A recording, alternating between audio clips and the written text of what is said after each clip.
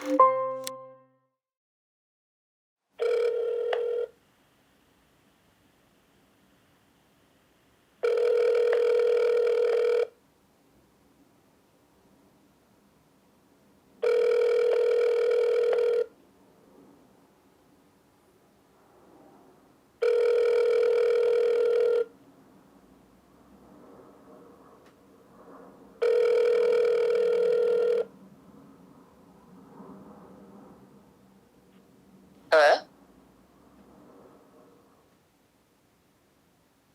I have to admit that until maybe last week, I was not uninformed, but I didn't really take it seriously, maybe. This time around, it's so broad, everybody's getting it, basically. Like after Tom Hanks got it, it was like, oh, that's it. That means anybody can get it. Yeah, I had just what felt like a bad cold. Nasal congestion, runny nose, stuff like that. None of the telltale signs, or what we think are the telltale signs of the virus, because, it seems to present in a bunch of different ways. Like you hear stories about healthy athletes dying from it, or some older people manage to survive. So it's like just no way to tell how it's going to affect a particular individual. And I am a little bit older and do have some health issues. Hello? Right now I've opened up my window. I'm exposed to the outside. I don't know. The virus can be transmitted through the air. So I wear face masks. I don't want to take that risk. I got sick on the 11th. Nobody can get a test. It's like I was thinking a week or so ago, maybe I should go to Canada. It's much easier to get tested up there. I'm not worried about my families because in China, they're worried about me. I had a really bad dream last night, which was really scary. I dreamt that I had to fly home, and I didn't know where home was, and I had all my things. I had to pack them really, really quickly, and I didn't have enough time to pack them. And then I saw, as I had packed, that there was still much more, and I had to make the decisions. What am I going to take with me? Am I ever going to see that again? It feels so much to be out of control, It's like this sense of purposelessness. Where I'm not able to do anything productive. And the other thing is, like, I'm a trained doctor. Like, I'm a licensed physician back home in India, but I don't have a license to practice here, so I can't really do anything on that front either. I was depressed over the weekend, and I think that was in part to just having too much time on my hands. I'm just an anxious person anyway, but during this time I've certainly broken down and had the girlfriend come home from the grocery store and found me on the couch crying. Open window on the 3rd floor there. There he is waving. Where? Oh, over there. I've had a friend who was actually at my birthday party like 3 weeks ago who now has the virus, and so it's starting to get closer and closer to our inner circle. Eventually, it's going to be impossible to hide from this. My roommate has asthma. He's a lot more scared than I am. And he said he hadn't been feeling well, But I'm not going to let him blame me for him getting sick because, yes, maybe he did get something from me, but he could have gotten it anywhere. And even if I did give it to him, it's just part of living together in the apartment. Oh, God, and seeing all these people with their suitcases, where are they going? There's somebody here again leaving. I've been seeing this whole week. I've been seeing people leave. Where are they going? Do you know where they're going? He mentioned to me that, he left the city. He said, we're on an island of like 6,000 people just off the coast of such and such, and we just didn't want to be in New York anymore. This coronavirus thing looks like it's getting real, so, we figured we'd get out while the getting's good. And I don't know, as soon as you see the rich people fleeing, it's that was the first moment where I'm like, fuck.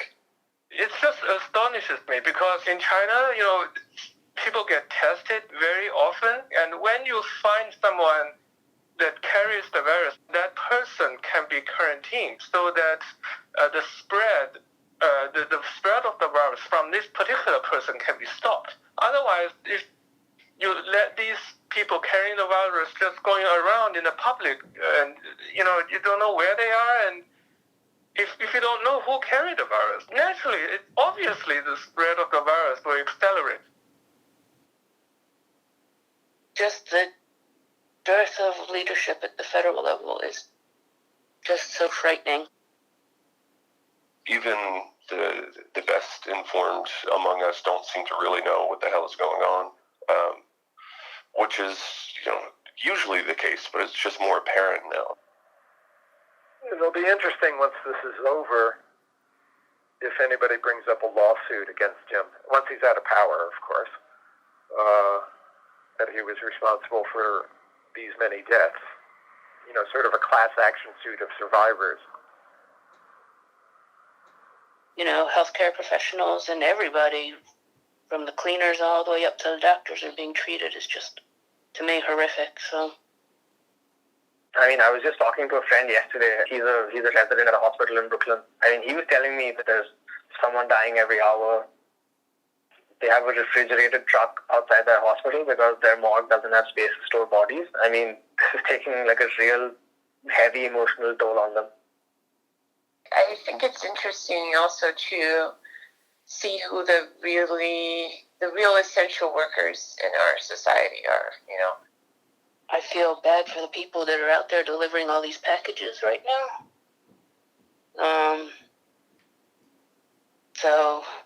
And I also feel a little guilty because I have mail ordered some stuff, so I don't have to go out. I don't think that's ever been more apparent how much we need those people as now. And, chefs cooking our meals so that we can still get delivery even though we're quarantined in here is something that we need to recognize is really, really fucking important. It seems like everybody on every level is struggling at the moment. So I don't know what's going to happen when this is over in terms of what kind of businesses will there be and how will people be able to make a living and things like that. There's just so much uncertainty. Well, it's an odd time for all of us. We don't know how far into the future we can look right now. Yesterday I was looking, I wanted to file for unemployment. And all of a sudden, I did the whole registering thing or signing up thing, whatever. And then all of a sudden I couldn't continue it. It said I forgot what it said, but it was like you can't continue here because maybe they're overloaded or something.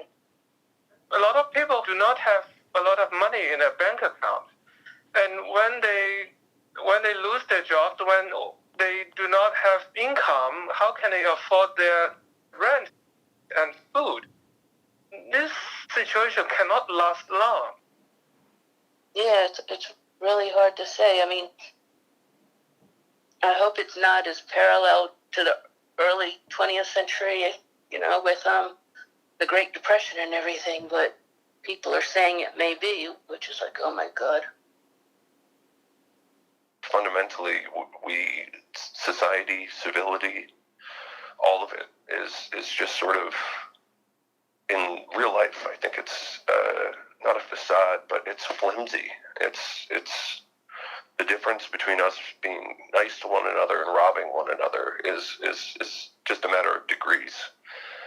And so sometimes when an externality like a virus comes along and shakes up the economy and the housing market and the jobs market and everything, there's this chance that all of that might just sort of shake apart. And if that happens, then we're back to survival. Yeah, I mean, I'm thinking a lot about, young people. They might look, in 50 years from now, they might look back and say, "Can you believe what the previous generations, what damage they did, and how was that possible? Because they lived so irresponsibly." One thing to remember is something like this happening is natural.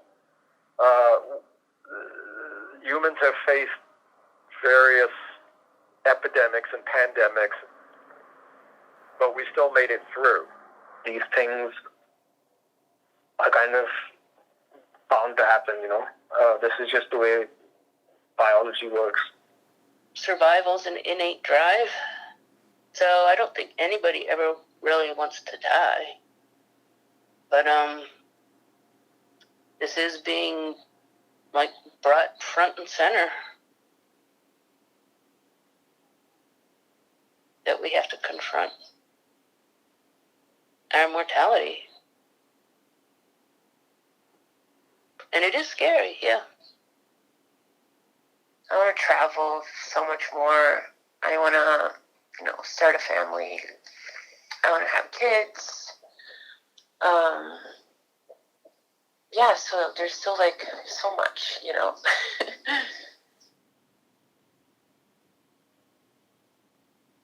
I was so looking forward to the spring. But it's a different spring now.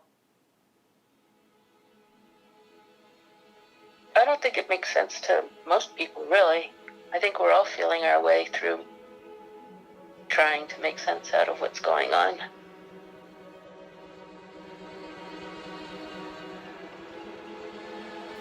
I think all we can keep doing is putting one foot in front of the other and keep moving.